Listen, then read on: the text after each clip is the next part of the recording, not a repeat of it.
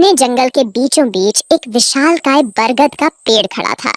इस पेड़ की शाखाओं पर दिन भर कई प्रकार के पक्षियों का चहचहाना सुनाई देता था। जंगल के तमाम पक्षी इस बरगद पर विश्राम करने आते थे और कुछ ने तो इसे अपना स्थायी निवास बना लिया था। बरगद की छांव में रहते हुए वे अपार सुख का अनुभव करते थे। जब हम किसी जगह या व्यक्ति के साथ लंबे समय तक रहते हैं तो हमें उनसे लगाव हो जाता है।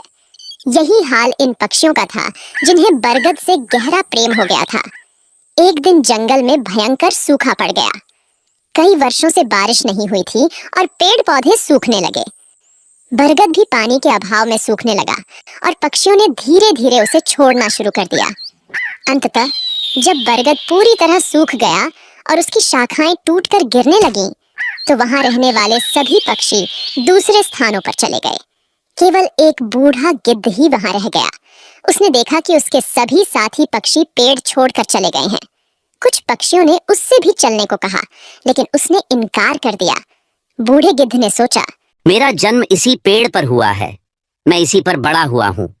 इस पेड़ ने मुझे जीवन के सारे सुख दिए हैं। आज जब यह पेड़ संकट में है तो मैं इसे छोड़कर कैसे जा सकता हूँ। यह पेड़ मेरे लिए माता पिता जैसा है। मैं इस पेड़ को छोड़कर नहीं जाऊंगा, चाहे कुछ भी हो जाए।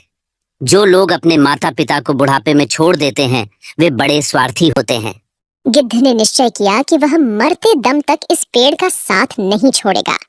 समय बीतता गया और पेड़ दीमक से ग्रसित होकर और भी कमजोर हो गया, लेकिन गिद्ध फिर भी उसे नहीं छोड़ा। वह दिन में अपना भोजन ढूंढने के बाद शाम को उसी सूखे हुए पेड़ पर लौट आता था। कई दिन इसी तरह बीत गए। जो पक्षी पेड़ को छोड़कर चले गए थे, उन्होंने सोचा, गिद्ध काका अभी भी उस सूखे पेड़ पर रह रहे हैं। वे सब उसे समझाने के लिए वापस आए और उससे बोले, गिद्ध काका, यह पेड़ अब मर चुका है। इसे छोड़कर किसी सुरक्षित जगह पर चलिए।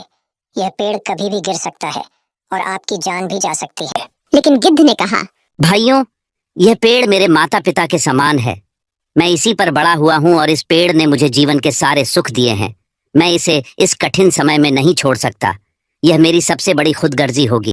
गिद्ध की बातें सुनकर पक्षी निराश हो गए और लौट गए। वे इंद्र के पास गए और सारी बात बताई। इंद्र ने पक्षियों की बात सुनकर गिद्ध को समझाने का निर्णय लिया। इंद्र ने गिद्ध से कहा, हे गिद्धराज, यह पेड़ अब बहुत कमजोर हो चुका है। इसकी शाखाएं गिर चुकी हैं और इस पर एक भी हरा पत्ता नहीं बचा है। अगर यह पेड़ गिर गया तो आपकी जान भी जा सकती है।